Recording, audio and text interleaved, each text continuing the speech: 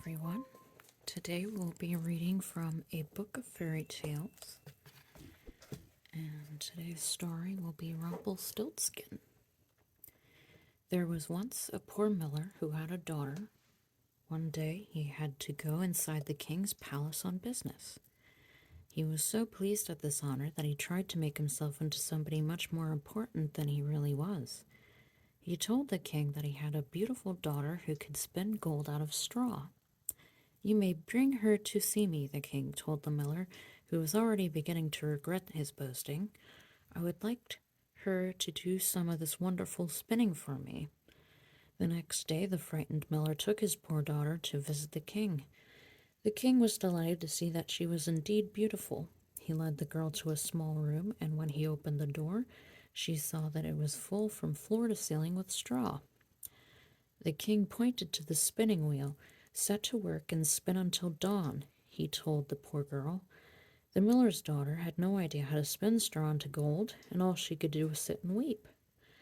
Suddenly the door opened wide, and in peeped a tiny man. "Why are you crying?" he asked.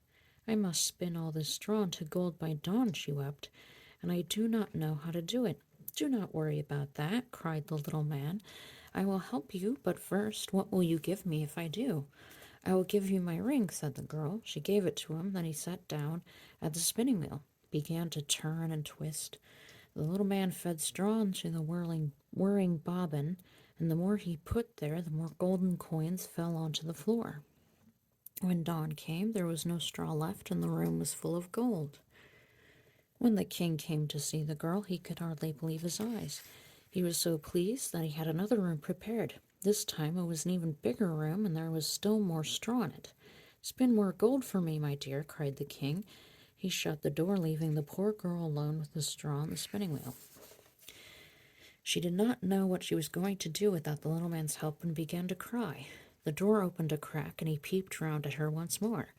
"What will you give me this time if I spin the straw into gold for you?" he asked. "I will give you my necklace," cried the girl happily. The little man took the necklace, then he sat down at the spinning wheel.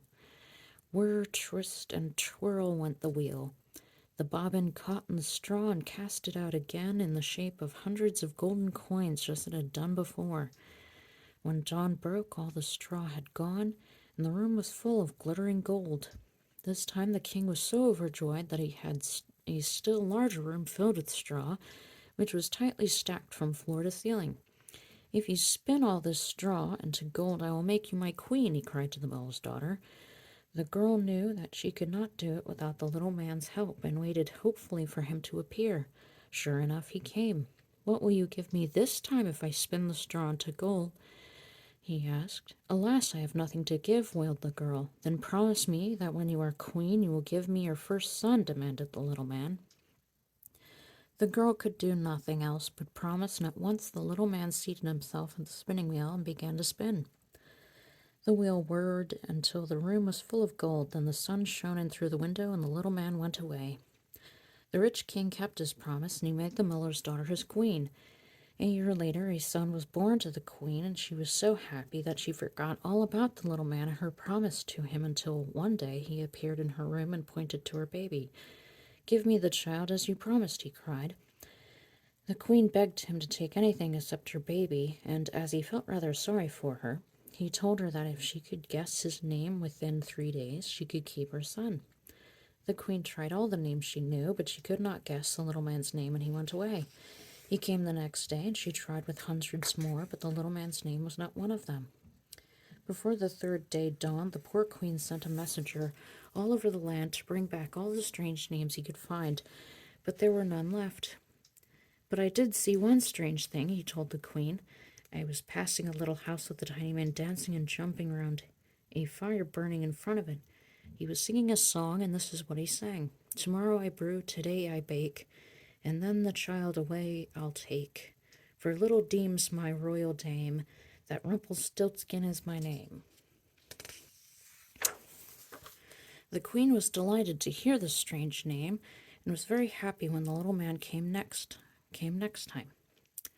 She waited for him to speak before she asked him about it, and teased him a little before she said the name her messenger had told her. "Now, dear lady, what is my name?" asked her visitor. "Is it Harry?" she asked. "No," laughed the little man. "Is your name Conrad?" she asked. "No, no," cried the little man. "Is your name Timothy?" "No, no, no," shouted the little man. "Then your name is Rumpelstiltskin," said the queen. "Some witch told you that, some witch told you that," cried the little man. And he was so angry that he stamped his foot so hard he sank right down into the ground out of sight and never troubled the queen again. So that was the story of Rumpelstiltskin.